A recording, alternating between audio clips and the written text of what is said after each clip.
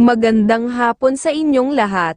Sa Lotto ng PCSOPH para sa 2D Lotto at 3D Lotto Draw ngayong araw 2 PM ng Lunes, May 6, 2024 at eto na po ang mga naging resulta ngayong araw na 2 PM draw. Para sa 2D Lotto, 2 PM draw ngayong araw ng Lunes, May 6, 2024, ang mga lumabas na numero ay number 15 at number 23 in exact order.